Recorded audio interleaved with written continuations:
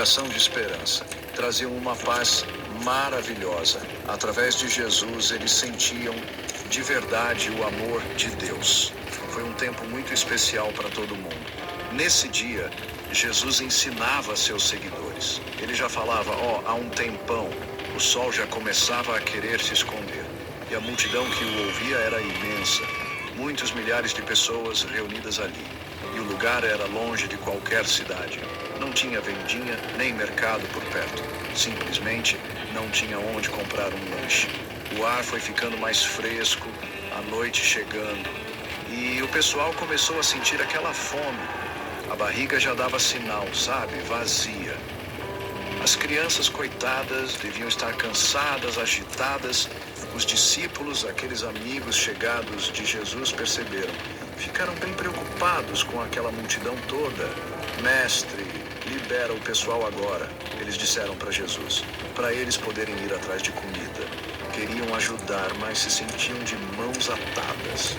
Não viam como alimentar tanta gente. Jesus olhou para aquela multidão, viu o rosto de cada um, sentiu de verdade a fome apertando. Ele sabia o que eles mais precisavam naquele instante.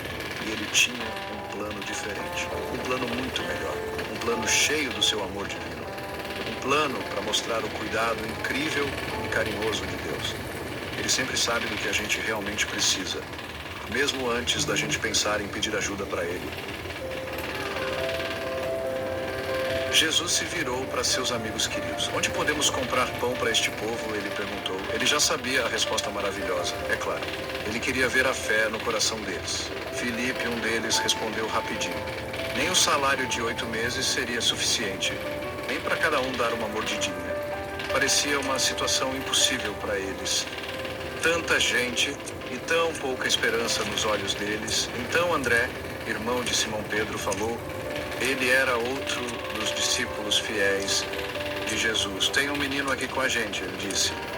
Ele tem 5 pãezinhos de cevada para dividir. E também tem 2 peixinhos secos. Mas o que é isso para tanta gente com fome? Era só um lanchinho que mal dava para uma criança. Como isso poderia alimentar milhares e milhares?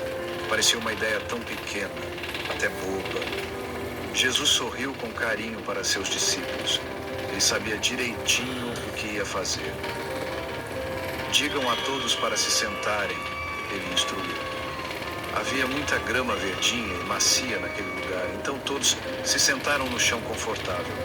Homens, mulheres e crianças, todos esperando com paciência, observando ele. O que Jesus faria agora? Eles confiavam nele porque conheciam seu coração. Já tinham visto seu grande poder muitas vezes antes. Jesus pegou os 5 pães de cevada em suas mãos. Pegou também os 2 peixinhos humildes. Ele olhou para o céu com gratidão. Agradeceu a Deus, seu Pai, pela comida. Abençoou aquela refeição simples diante dele. Então ele partiu os pães em muitos pedaços. Deu aos seus discípulos para distribuírem. Os discípulos deram ao povo que esperava. Fez o mesmo com os peixes, repartindo tudo. Os discípulos começaram a repartir a comida abençoada. Andavam com cuidado no meio da multidão sentada. Deram pedaços de pão para cada pessoa ali. Deram pedaços de peixe para cada um também. A comida não acabava para surpresa deles. Ela continuava aparecendo mais e mais. Foi um milagre silencioso, mas incrível. Um milagre suave e poderoso do amor de Deus. Deus estava cuidando de todos eles, bem ali. Todo mundo comeu a comida que foi dada. Todos aqueles milhares e milhares de pessoas. Comeram devagar até ficarem de barriga cheia. Ninguém mais sentiu fome naquela noite. Imaginem a surpresa e o encanto deles. Imaginem a alegria transbordante e a gratidão. De tão pouco, fez-se tanto.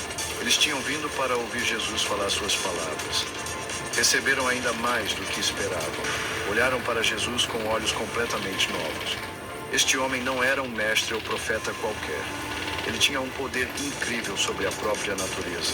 Ele se importava com todos eles de forma tão profunda e pessoal. Ele supriu suas necessidades mais básicas e urgentes. Alguns sussurravam baixinho: "Este é verdadeiramente o profeta." Outros pensavam com entusiasmo: "Ele devia ser nosso rei." Todos ficaram cheios de um profundo maravilhamento. O amor dele por eles era tão grande e tão real.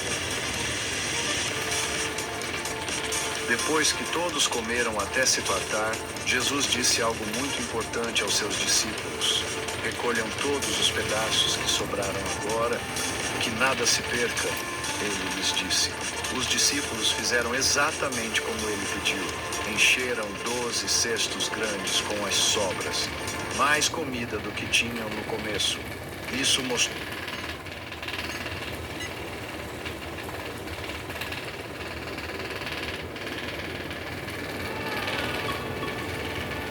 o que essa história tão linda nos ensina hoje. Ela nos ensina tanto sobre o coração de Jesus. O coração dele é sempre cheio de uma compaixão profunda. Ele viu as pessoas famintas e cansadas ali. Ele não as ignorou nem as mandou embora. Ele cuidou das necessidades físicas importantes delas. Ele cuida de todas as nossas necessidades também, sempre.